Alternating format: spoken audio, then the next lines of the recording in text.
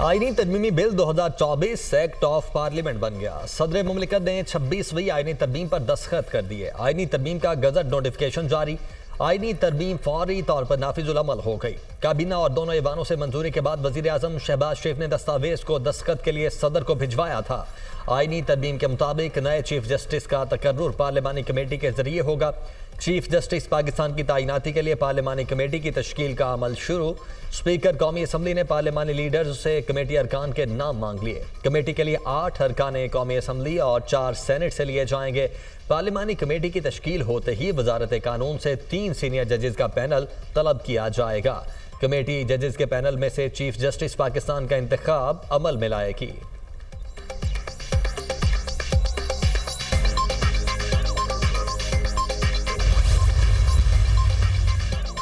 26वीं आईनी तरमीम के तहत सुप्रीम कोर्ट का आईनी बेंच तश्कील दिया जाएगा। जुडिशल कमीशन आईनी बेंचेस और जजेस की तादाद का तकर्रुर करेगा। आईनी बेंच कम से कम 5 जजेस पर मुश्तमिल होगा।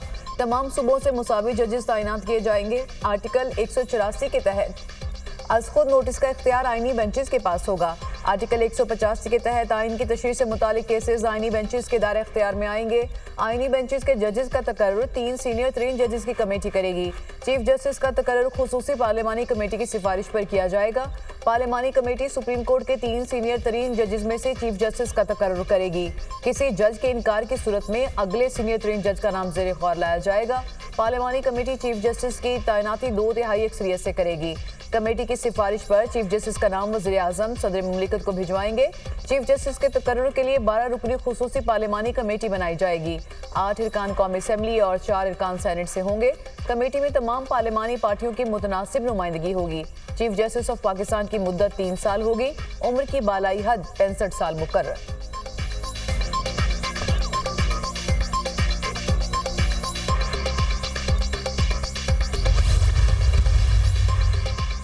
सुप्रीम कोर्ट के जजेस का तकर्रुर जुडिशल कमीशन करेगा। चीफ जस्टिस की सरबराही में कमीशन में 4 सीनियर तरीन जजेस शामिल होंगे। कम से कम 15 साल तजुर्बे का हामिल पाकिस्तान बार काउंसिल का नामजद करदा वकील 2 साल के लिए कमीशन का रुकन होगा। 2 अरकान कौमी असम्बली और 2 अरकान सेनेट कमीशन का हिस्सा होंगे। सेनेट में टेक्नोक्रेट की अहलियत की हामिल खातून या गैर मुस्लिम को भी 2 साल के लिए कमीशन का रुकन बनाया जाएगा। जजेस तकर्रुरी कमीशन हाई कोर्ट के जजेस की सालाना कारकर्दगी का जायजा लेगा। आर्टिकल 184(3) के तहत सुप्रीम कोर्ट अपने तौर पर कोई हिदायत या डिक्लेरेशन नहीं दे सकती। आर्टिकल 186(a) के तहत सुप्रीम कोर्ट हाई कोर्ट के किसी भी केस को किसी दूसरे हाई कोर्ट या अपने पास मुंतकिल कर सकती है। जिस हद तक मुमकिन हो सके 1 जनवरी 2028 तक सूद का खात्मा किया जाएगा। शरीयत कोर्ट में सुप्रीम कोर्ट का जज लगाया जा सकेगा। वज़ीर आज़म या काबीना की जानिब से सदर मुमलिकत को भिजवाई गई एडवाइस पर कोई अदालत, ट्राइब्यूनल या अथॉरिटी सवाल नहीं उठा सकती। तरमीम सेनेट और कौमी असम्बली में 26वीं आईनी तरमीम 2/3 अक्सरियत से मंजूर हुई। कौमी असम्बली में 225 अरकान ने आईनी तरमीम के हक में वोट दिया। मुखालफत में 12 वोट आए। वोटिंग के दौरान तहरीक इंसाफ के अरकान का कौमी असम्बली से वॉकआउट। कौमी असम्बली में तहरीक इंसाफ की हिमायत से कामयाब होने वाले ज़हूर कुरैशी, उस्मान अली, मुबारक ज़ेब, औरंगज़ेब खिची ने तरमीम के हक में वोट दिया। इससे पहले सेनेट में आईनी तरमीम के हक में कुल 65 वोट पड़े। पीपल्स पार्टी के 23 और नून लीग के 19 वोट 26वीं आईनी तरमीम के हक में पड़े। JUIF और BAP के 5-5 वोट भी हक में डाले गए। MKM के 3 और BNP मेंगल के 2 वोट भी 26वीं आईनी तरमीम के हक में पड़े। ANP के 3, नेशनल पार्टी का 1, काफली का 1 वोट भी हक में पड़ा। 3 आज़ाद अरकान ने भी 26वीं आईनी तरमीम के हक में वोट डाला। चेयरमैन सेनेट ने वोट कास्ट नहीं किया।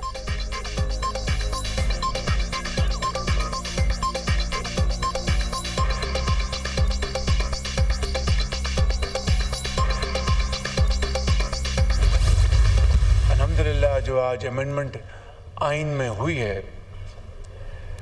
ये 26वीं तरमीम हुई है।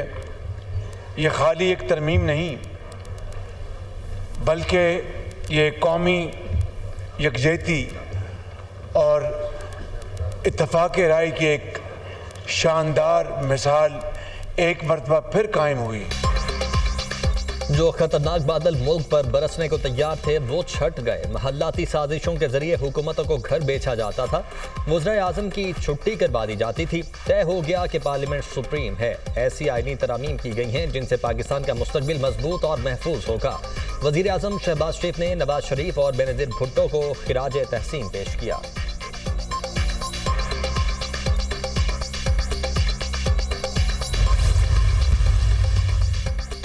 ऑपोजिशन काले सांप की बात करती है, वो काला सांप इफ्तिखार चौधरी की अदालत थी। एक वज़ीर आज़म को खत ना लिखने पर फारिग किया, दूसरे वज़ीर आज़म को बेटे से तनख्वाह ना लेने पर फारिग कर दिया गया। आईनी अदालत का मुतालबा छोड़कर आईनी बेंच बना रहे हैं।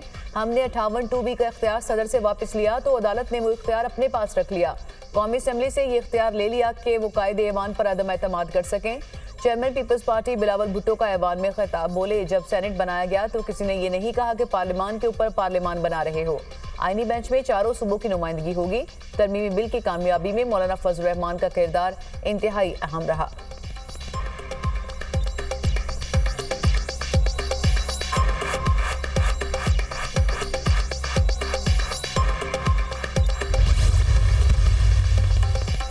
यहाँ झगड़ा शख्सियात के हवाले से है। हुकूमत एक जज से और अपोजिशन दूसरे जज से डर रही है। आईनी तरमीम को शख्सियात के तनाज़े में यरगमाल न बनाया जाए। मेरा मौक़िफ़ था कि शख्सियात पर तवज्जो देने की बजाय इस्लाहात की जाएं। सरबराह JUI मौलाना फजल रहमान का कौमी असम्बली में खिताब, कहा आईनी तरमीम के लिए बिलावल भुट्टो की कोशिशों को खिराज तहसीन पेश करता हूँ। नवाज शरीफ, शहबाज शरीफ और PTI का भी शुक्रगुजार हूँ। 2028 के बाद मुल्क में तमाम सूदी कारोबार मना होंगे। मुल्क में वो निज़ाम लाएंगे जो इस्लामी तालीमात के ऐन मुताबिक होगा।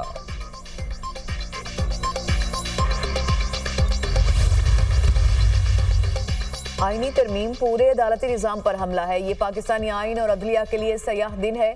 आईनी तरमीम के बाद अदालतों को महकूम बनाया जाएगा। चेयरमैन PTI बैरिस्टर गौहर का ऐवान में इजहार ख्याल, कहा तरमीम से जजिस को अपनी मर्जी से चुना जाएगा। नवाज शरीफ ने शेर पढ़कर आज़ाद अदलिया की तौहीन की, हम इसकी मजम्मत करते हैं। मेमो गेट कमीशन किसने बनाया था? ऐवान उस वक्त तक तरमीम नहीं कर सकता जब तक रिजर्व सीटें पूरी ना हों। अपोजिशन लीडर उमर अयूब ने कहा कि 26वीं आईनी तरमीम आज़ाद अदलिया का गला घोंटने का अमल है। मौलाना ने दुरुस्त कहा था कि एक काला थैला था और एक काला सांप था। आईनी तरमीम के जरिए हुकूमत आज़ाद अदलिया को ख़त्म करने जा रही है।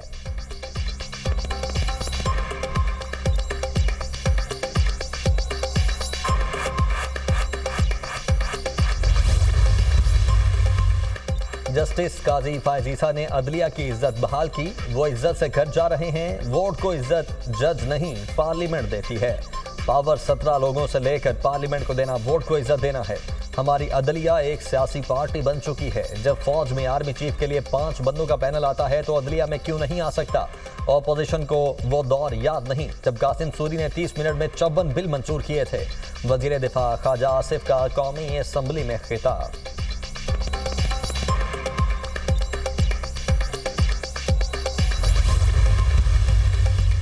26वीं आईनी तरमीम से मुतालिक जस्टिस मंसूर अली शाह और जस्टिस आयशा मलिक के दिलचस्प रिमार्क अटॉर्नी जनरल किधर हैं? जस्टिस मंसूर अली शाह का मौसमियाती तब्दीली अथॉरिटी के क़याम से मुतालिक केस में इस्तफसार।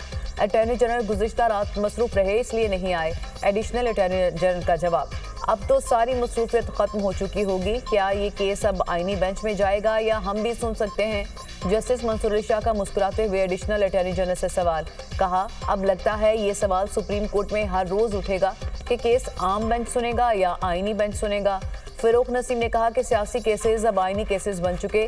जस्टिस आयशा मलिक ने रिमार्क्स दिए कि चलें जी आप जाने और आपके आईनी बेंच नई तरमीम पढ़ लें। आर्टिकल 199 वाला केस यहाँ नहीं सुन सकते।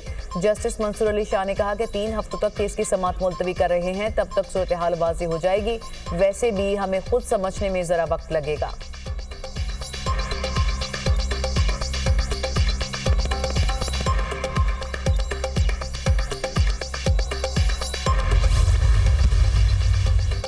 सुप्रीम कोर्ट ने PTI इंट्रा पार्टी इलेक्शन के फैसले के खिलाफ नजरसानी दरखास्त खारिज कर दी। PTI वकला ने केस के मेरिट्स पर दलाइल ही नहीं दिए।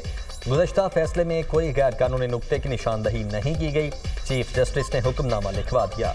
दौरान समाअत जस्टिस मुसरत हिलाली ने रिमार्क्स दिए, इंट्रा पार्टी इंतखाबात करवाना तो 1 हफ्ते का काम है। जस्टिस मोहम्मद अली मजहर ने कहा, हामिद खान साहब आपका पार्टी इलेक्शन का आइन बहुत शफाफ है। या तो आप ऐसे आइन को बदल दें या इसके मुताबिक इंट्रा पार्टी इलेक्शन करवाएं। आपने कभी फिर इलेक्शन एक्ट की इन चिकों को चैलेंज नहीं किया। हामिद खान ने कहा, मौजूदा बेंच के सामने दलाइल नहीं देना चाहता, नया बेंच बनेगा तो दलाइल दूंगा। चीफ जस्टिस काजी फायजीसा ने जवाब दिया, चलें फिर गपशप कर लेते हैं, आपको सुनने में मजा आता है, हमें नहीं मालूम किसी तरमीम का, हमारे सामने कुछ नहीं है, हमें ना बताएं हम क्या सुन सकते हैं और क्या नहीं।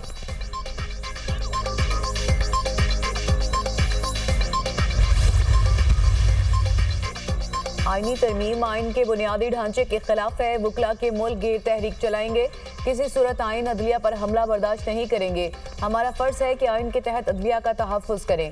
पीटीआई रहनुमा हामिद खान की मीडिया टॉक। सलमान अकरम राजा ने कहा कि आम आदमी को पता ही नहीं चला क्या हुआ, अब किसी को इंसाफ मिलना मुश्किल हो जाएगा।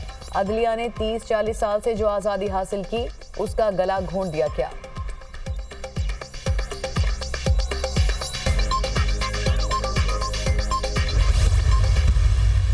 मुफ्ती महमूद साहब के साहबजादे और वज़ीर आज़म जुल्फ़िकार अली भुट्टो साहब के नवासे, ज़ाहिर है उनके दामाद की सरपरस्ती में ये जो सब कुछ हुआ है, इसने उस आइन की जो रूह है उसको मुतासिर किया है। तो इस जाली तरीके से जिस पीडीएम ने पाकिस्तान की जमहूरियत पे शबखून मारा था, वही पीडीएम कल अदालत पे शबखून मार रही थी। अब एक मियाँ नवाज शरीफ जो हमेशा ही अफसरदा नज़र आते हैं, मुझे नहीं पता कि वो अफसरदा अब क्यों रहते हैं, आजकल शेर व शायरी भी कर रहे हैं, साहबजादी वज़ीर आला हैं, छोटे भाई वज़ीर आज़म हैं, और उसके बावजूद वो अफसरदा नज़र आते हैं, तो ये तो खैर उन्हीं से पूछा जाएगा। पीडीएम ने सुप्रीम कोर्ट पर शबखून मारा, अदलिया पर कब्जा जमाने की कार्रवाई कई दिन से जारी थी। अफसोस है जुल्फ़िकार अली भुट्टो के नवासे की सरपरस्ती में सब कुछ हुआ। पता नहीं नवाज शरीफ आजकल क्यों अफसरदा हैं, वो शेर व शायरी भी कर रहे हैं। अमीर जमात इस्लामी हाफिज नईमुर रहमान की प्रेस कॉन्फ्रेंस, कहा पीटीआई का आईनी तरमीम का बायकॉट खुशाइन है, आईनी तरमीम के खिलाफ सुप्रीम कोर्ट जाने पर गौर करेंगे।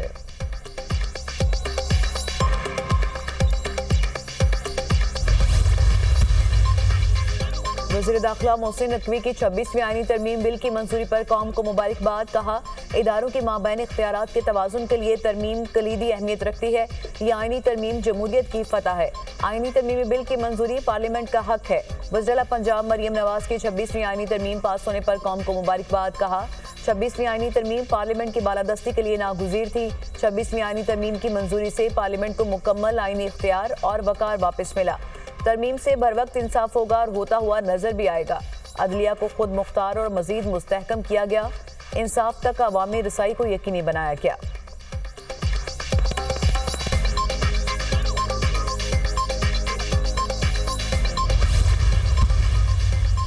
आवाम को आइन में 26वीं तरमीम पर मुबारकबाद पेश करती हूँ। अदलिया में मुट्ठी भर लोगों ने लाडले को मुसल्लत करके मुल्क की तरक्की को रोका। नवाज शरीफ को निकाला गया, लेकिन हम कहते हैं जमहूरियत बेहतरीन इंतकाम है। 26वीं आईनी तरमीम से शफाफ अदलिया आएगी और आवाम को कितारों में नहीं लगना पड़ेगा। सीनियर वजीर पंजाब मरियम औरंगजेब का तकरीब से खिताब, कहा सड़क पर खार होते लाडले को बुलाकर फजूल दरखास्त पर मुंतखब वजीर आजम को घर भिजवाने और मुल्क की तरक्की को रोकने की गैर आइनी रिवायत का दरवाज़ा बंद हो गया। 63 जैसी तशरीह से लाडले लाने की गैर आइनी अफसोसनाक रिवायतों का खात्मा होगा।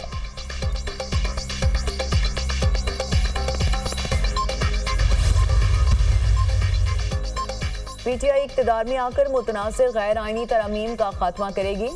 जाली हुकूमत ने रात की तारीकी में सुप्रीम कोर्ट पर शबखून मारा।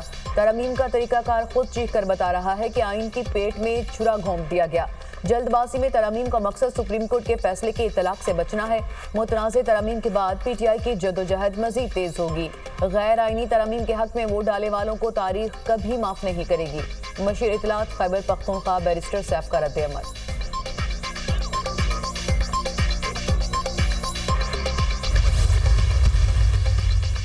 26वीं आईनी तरमीम का मकसद कौम को मुत्तहिद और विफाक को मजबूत करना है। तमाम सियासी कुव्वतों को इसके पीछे मुत्तहिद होना चाहिए। आईनी तरमीम के लिए अंतक मेहनत करने पर चेयरमैन बिलावल भुट्टो को खिराज तहसीन पेश करता हूँ।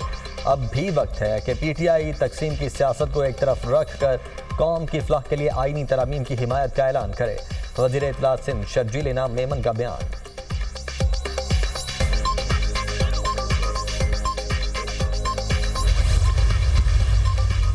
अडियाला जेल में कैदियों से मुलाकातों पर पाबंदी में मजीद तौसी कर दी गई। जेल मुलाकातों पर पाबंदी ताहुक्म सानी रहेगी। जेल में मुलाकातों पर पाबंदी का इतलाक सियासी कैदियों समेत आम कैदियों पर भी होगा।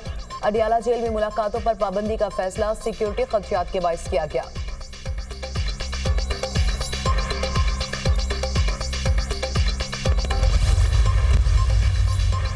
विभागीय काबीना ने 5 लाख मैट्रिक टन चीनी बरामद करने की मंजूरी दे दी। चीनी की पैदावार के लिहाज से सूबों को बरामदी कोटा मिलेगा। पंजाब को 64% बरामदी कोटा मिलेगा। सिंध को 30 और खैबर पख्तूनख्वा को 6% कोटा मिलेगा। मार्केट में चीनी निर्ख बढ़ने पर चीनी की बरामद रोकी जाएगी।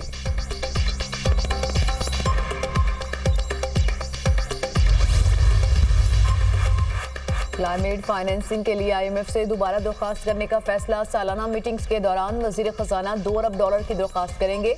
वजारत खजाना ने MD IMF से मुलाकात में क्लाइमेट फाइनेंसिंग के लिए वर्किंग मुकम्मल की। MD IMF से हतमी बातचीत के बाद पाकिस्तान को $2 अरब तक फाइनेंसिंग हो सकती है। IMF ने क्लाइमेट फाइनेंसिंग के लिए पहली दरख्वास्त को फौरी नहीं माना था।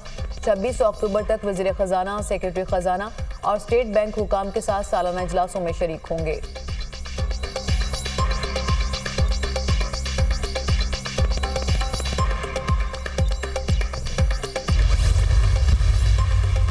पाकिस्तान स्टॉक मार्केट में तेजी। ट्रेडिंग के दौरान 100 इंडेक्स में 850 से जायद पॉइंट्स का इजाफा। 100 इंडेक्स 86,142 पॉइंट्स पर ट्रेड। पंजाब हुकूमत ने दफा 144 के निफाज का इख्तियार डिप्टी कमिश्नर्स को दे दिया। पंजाब असेंबली से मुसद्दा कानून की मंजूरी के बाद गैजेट नोटिफिकेशन जारी। डिप्टी कमिश्नर अपने इस्लाह में जरूरत के मुताबिक 30 दिन तक दफा 144 लगा सकेंगे। सेक्रेटरी दाखिला को 90 दिन तक दफा 144 के निफाज का इख्तियार दे दिया गया। 90 यौम से जायद अरसा के लिए दफा 144 के निफाज का इख्तियार काबीना के पास होगा।